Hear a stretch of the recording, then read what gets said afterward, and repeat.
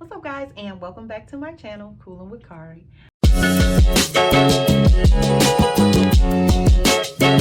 Have you all back here with me today? And today, as the smoke clears and the dust seems to be settling from the Kendrick Lamar versus Drake battle, I just kind of wanted to give my final thoughts on the matter and just kind of unpack everything that happened and give my humble opinion.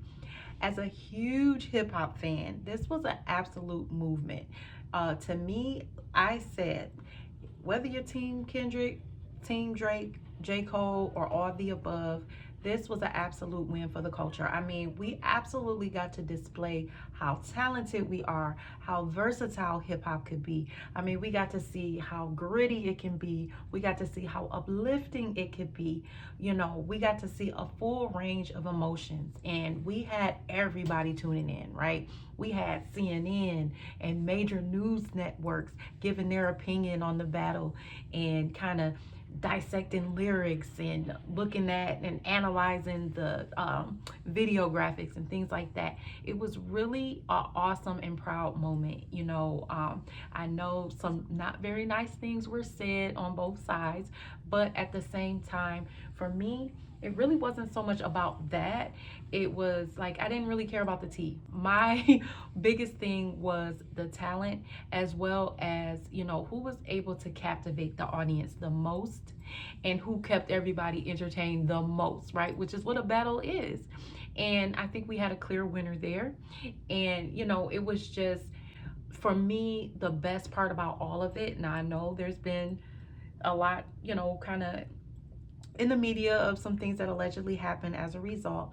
But as far as the two actual artists, everything seemed to have stayed on wax, which to me was the best part because no one wants to see anybody get hurt. It was a nice exhibition. We want to leave it at that. We don't want anybody getting hurt, right? Well, I don't. So that to me was the best part. And just again, the overall talent was just amazing to see. So off rip, right? So we know that there's been a lot kind of brewing between Drake and Kendrick, especially since that Control verse, right? So Kendrick brought up a lot of people within that verse, but Drake seemed to be kind of the only one that really took it to heart. And so it's kind of been like a little cold war between them for many years. And so this is not like for people who are saying this just came out the blue and unprovoked. No, this has been going on for several years. It's been a lot of back and forth subliminals. So, with that being said, I think that's what made it even more shocking, right? Because this has been brewing for a long time, but I think everyone just kind of got to the point where it was like, okay, that's just what they're going to do. I mean, because in hip hop in general, for the most part, that's just what it is. It's not really much putting a name on it, and which is fine with me. I'm just saying that's just kind of what we've grown accustomed to, right? So I think the thing that actually, of course, kicked this off seriously was, of course, Kendrick's verse on Future on Metro Boomin's Like That, right? So off rip, the beat itself, like I have to say, first of all, the song is a whole vibe, right? Like it's still very much heavy in my playlist, especially at the gym. But the whole beat is like so hard to me. It really reminds me of like when I was younger and I used to play video games. You know how you get to the level where you have to face off against the big boss? That's actually what it reminded me of, right? So then to have that beat and then have Kendrick come in and kind of get his stuff off, it was like, whoa, okay? Now, starting off, we kind of get those little subliminals. We know off rip because he's coming off kind of aggressive. And so, well, that's funny because, looking back, when we first heard it, it was aggressive, right? We're like, who made him mad? Like, what's going on? But it's funny because little did we know that was friendly Kendrick, right? So, I think that that may have kind of played a part in why Drake may have underestimated him a little bit, because I think maybe he thought he was going to get that Kendrick out the whole battle, but no, we got a whole different thing, right?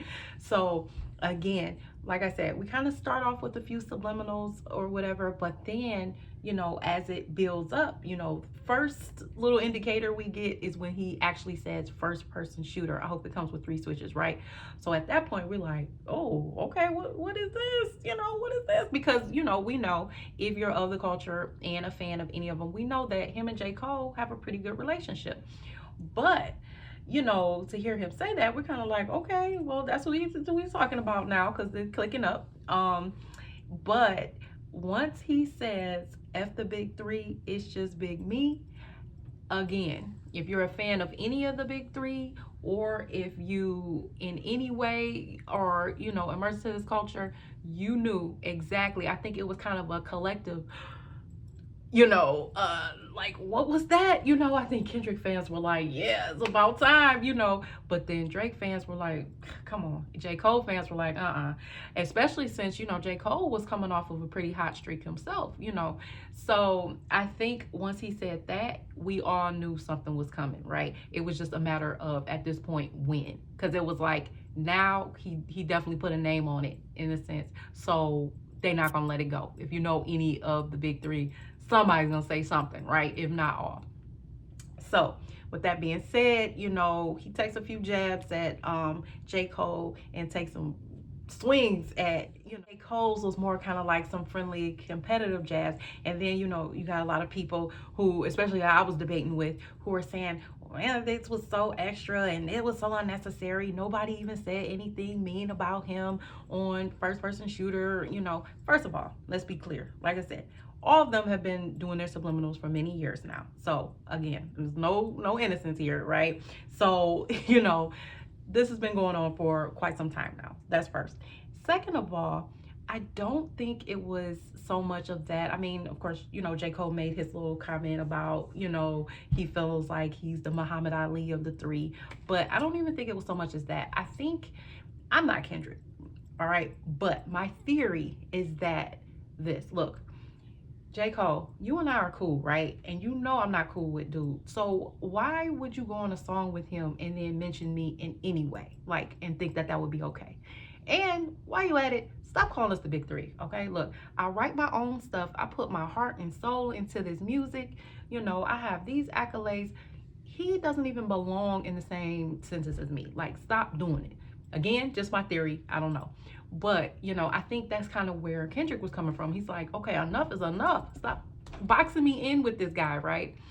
And so after that verse, it's kind of like the rest is history. We got the first person to respond, of course, was J. Cole, which I think was kind of expected, right? Because he is the lyricist out of, the other 2, So I think, when he came out with 7 Minute Drill, to me, it was a fair, response, but you can kind of tell his heart really wasn't into it.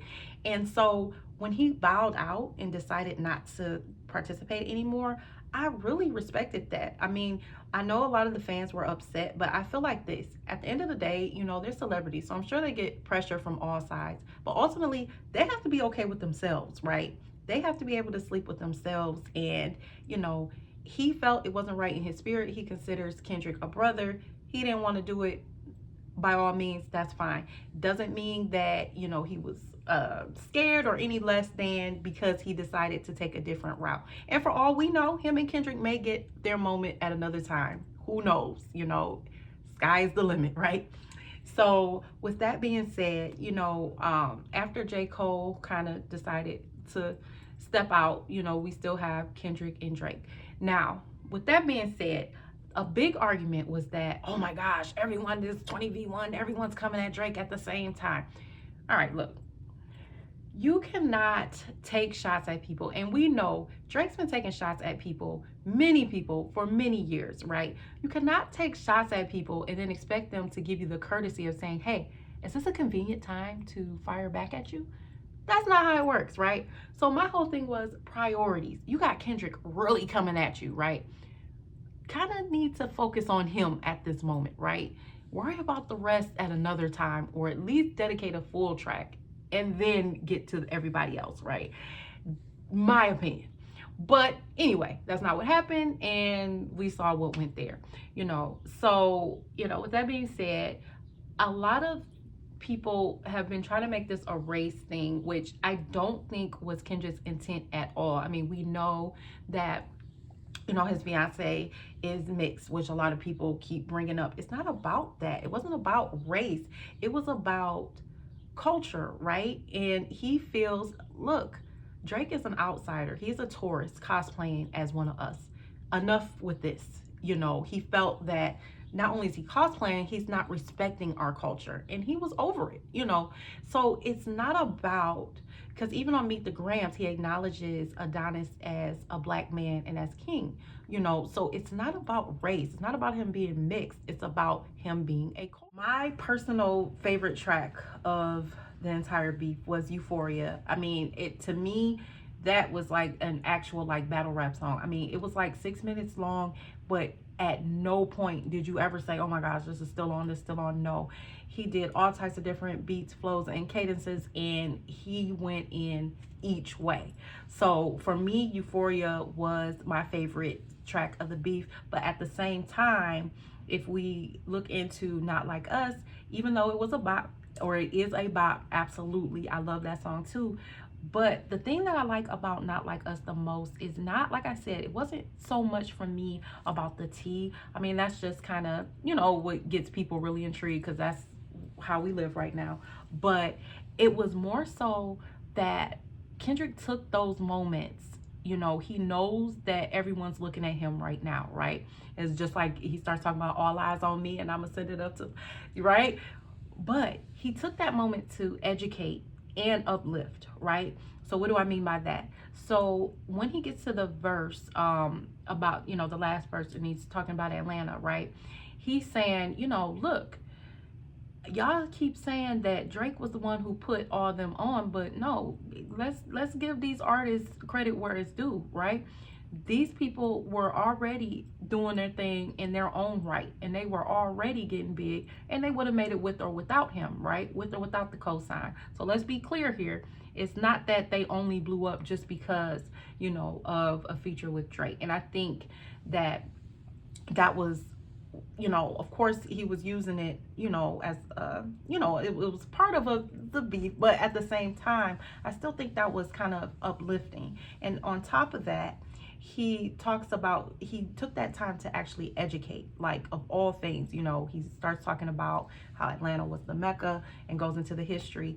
And, you know, to this day, I don't really understand how people justified that rapping like you're trying to get the slaves free, how people could justify that as like a great bar, because I'm sorry, it was just cringe to me. So the fact, the way that he flipped it, and the way that he flipped it into kind of like a lesson, for me was like super dope. So like I said, even though Euphoria is my favorite of the battle, Not Like Us is my definitely probably my second favorite, but mainly because of that, because of the fact that he capitalized off of his moment to uplift and educate. And that's like, I mean, what a good leader does, right?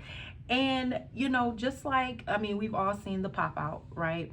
Well, most of us have all watched the Pop Out, and just seeing the unity and, you know, seeing the West Coast, because like I said, I'm a huge hip hop fan and I am a millennial. So I grew up in a time with when West Coast was really putting on, you know, so to see them back in action like that, it was really good to see. And I'm not even from the West, but it was absolutely good to see. So I can only imagine the amount of pride that was instilled back in them as a result of that. So shout out to Kendrick. You know, I'm not gonna talk your ear off, but I really just wanted to kind of give my thoughts on everything that happened. And let me know, what do you think? I mean, am I being dramatic? Am I, you know, let me know. What were your thoughts? What was your favorite track? And what was your favorite part? Or what did you not like about the battle? Let me know. Drop it in the comments, all right? Until then, see you next time.